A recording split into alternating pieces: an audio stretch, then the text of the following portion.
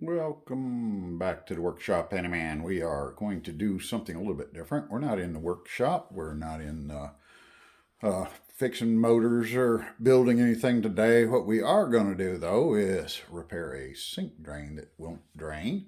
So I'm going to give my opinions. I'm not a plumber, but working around rental properties, you definitely get stuck with a lot of plumbing issues. And working in the hardware store, I hear continuously people coming in and working on plugged up sinks and this type of thing. So this one here, when we turn the water on, it doesn't take it long and it'll fill right up, and it's just super slow draining. So as you see, it's just sitting there. And generally speaking, the first thing people are going to do is come in and try to buy some form of a drain cleaner to put in there. And I'm not a fan of drain cleaners. I don't think they work that well. They're dangerous once you put them in there, because if it's a slow drain, if it's a no drain, what you're doing is now exposing yourself to all types of chemicals and stuff that you have to break your lines apart. Going to get it on your hands, going to get it in your face, depending on what you do. There's some really potent liquid fire and this type of thing that people put in there, which is basically acid that will burn you very badly. So when I come up to one of these, I see that it's slow draining. That's a good sign that it's not plugged completely. This one here has gone a little bit longer than it should have, but anyways, we'll go ahead and see. The first thing I like to do is understand what we are looking at here. Underneath this, under the sink, this is what you're basically looking at. And you're going to have several different styles of these. This is the basic of what you have. This being the top ring here, being this ring here. So with that sitting in there, what you're looking at is just the top of it. And the little stopper will go up and down if you have the stopper. In some of them, you'll have this little hole in it. That is for your overflow. A lot of sinks will have on the back side here, or some of them have it up here, another hole that when your sink gets up to a certain level, it runs in and it comes around the sink and comes back into this hole and drains it out. And that's how you have protection on overflow. And it gets it out of there. So your sink basically takes up this space in between this washer and this. This rubber washer is what really keeps you from leaking out onto the floor, because it seals up against the bottom of your sink. This up here, a lot of people, they will caulk or seal this also to the top of your sink, which kind of gives you a good start to keeping it from leaking. I think your primary gasket really is more this than this. Because as I say, if you get overflow, it's going to come to this point. This has got to keep the water out. This one here has got threads, this type of thing. This just screws off on a lot of them, depending on how you're made. These are made a little bit different. Sometimes these are a solid piece. This comes off the bottom. You may not even have the overflow lever on here at all. But if you do, this is what I think the problem is with this sink, is that I'm going to go ahead and start, before I put chemicals and all that stuff in there. Like I say, I don't even think I own any chemicals. I'm going to go ahead and pull this stopper out, because a lot of times this is just clogged up with hair and gook, and it's really kind of nasty most of the time when you do it. And what I'm going to do is get up underneath the sink, and I'll show you that too. And all you have to do to remove this, because you can't just pull up on it, all you're going to do is I'm going to reach under here and unscrew this. And this is no sealant, anything like that in here.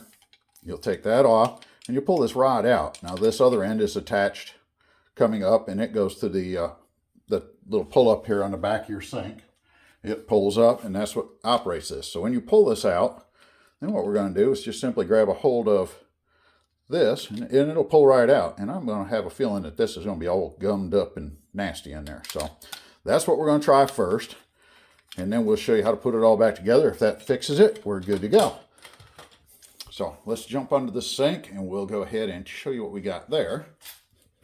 I think there's enough light under here to show you about what we've got.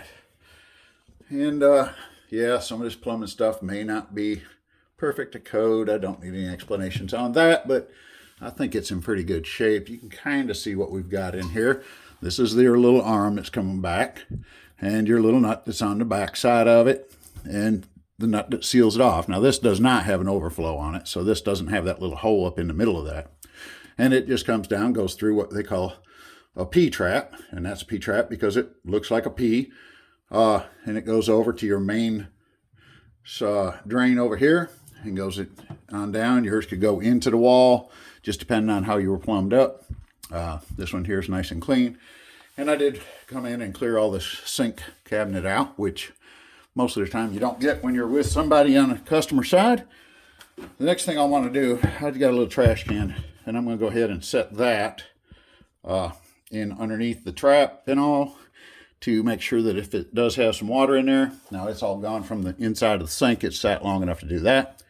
So we're going to go ahead and just take this, and like I say, it should be no more than finger tight anyways. And we're going to just unscrew this.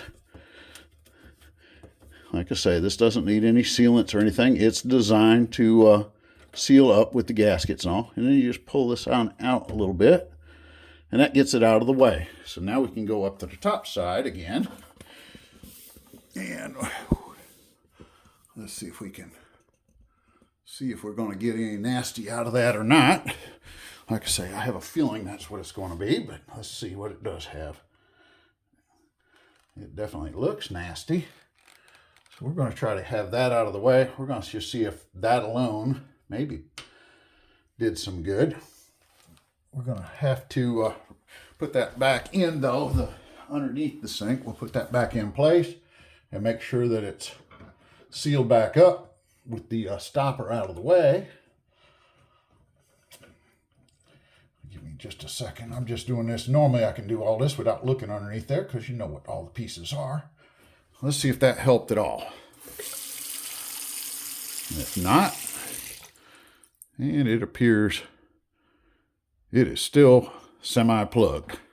So at this point, you could take a plunger and plunge it, but I think what we want to do instead is, there's enough gunk in there that we're going to go ahead and remove the trap underneath here, and we'll let the water out. So let's give that a minute to let that water drain back out as much as possible, and we'll go ahead and start pulling the trap apart. Okay, the water's drained pretty well from up top side. So on this bottom side here, again, all these fittings are just hand tight. That's all they need to be. And we're going to get some water out of this one for sure. So we're going to go ahead and take and just bust it loose. And dump that water out of there and see what she looks like after that. So let's see what it does here. Normally I just go ahead and turn the water on. Let's see if it drains right straight into the bucket. And we can see that's full on, and it's barely doing anything.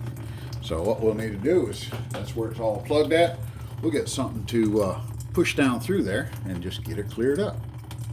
Okay, so I've got myself just a long screwdriver, and all I'm going to do is go from the top side and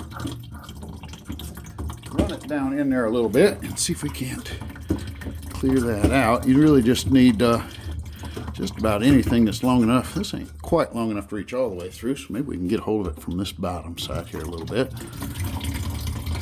You can see it's all kinds of nasty coming out of there. Yeah, it's totally plugged.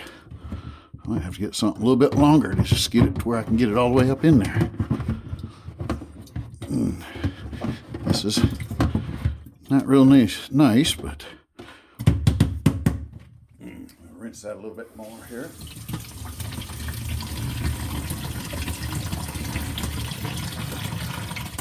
That's draining out fairly decent now. We'll go ahead and finish cleaning that out real good, and then we'll be able to put this back together. I think we'll have it finished. And all that slime and stuff that I just dug out of there and stuff, I don't like to use just a plunger, because a lot of times it'll get into the trap right here and just kind of settle in there, and then you just got a problem with trap another couple of weeks later. You're going to wonder why it's still backing up. And what you do is just move that big junk down, and it's so easy to remove the trap on a lot of these. There's no sense in working that hard. So I'm going to go ahead and clean all the parts and pieces up and get all that slime off of them, and we'll be ready to put it back together. Okay, I've got all my pieces cleaned up. They don't have to be spotless or anything. I mean, there's still a little bit of slime down in there. I mean, you can clean them as much as you want, but as long as you've got them fairly clean, you should be good. Now, most of your sinks will be 1.25 inch P-trap underneath your bathroom vanities and such. And anytime you're putting your traps back together, make sure that your pipes line up without any pressure You know, anything here, if you have to move these and kink them sideways, you're almost going to guarantee yourself a leak. Go ahead and start both your nuts here. They should just sit right together smoothly. Do not put glue, do not put any tape. Inspect the little washer under there. I didn't really show you that too much, but there's a little washer there. Make sure that that looks good. In these, if it's as clean as this job is, it's not a problem. You'll run across maybe a little more, but you just snug those up good. And that's got it all secured nicely. And then what we're going to do is go ahead and set our stopper back in here. And I've pulled that back out again. And then as you see these stoppers, they've got a offset on this. So you need to line this hole up with that rod that's coming in the back side. Normally speaking, you'll probably be able to put it in so that this flat side here is closest to the rod. Try it that way first. A lot of times your rod won't reach all the way to the other side. And if it does, when you go up and down, it's probably just going to slide right back off again. That can be useful if you want to pull this thing out a lot, but I don't like to do that. So we're going to go ahead and just keep that oriented correctly and set it down in the hole. And then we'll go ahead and take my rod and stick it back in there. And hopefully that'll line right back up. Sometimes it's a little bit of a problem getting it to line up perfectly. So we'll play with that a second and see if we can. You'll be able to tell if it's lined up or not by if you can pick it up and down with the handle. Make sure the handle moves it up and down. That one does it. Here again, just tighten this back up just like it came apart. Should be hand tight, and it shouldn't be real hard when you go to pull your stopper up and down.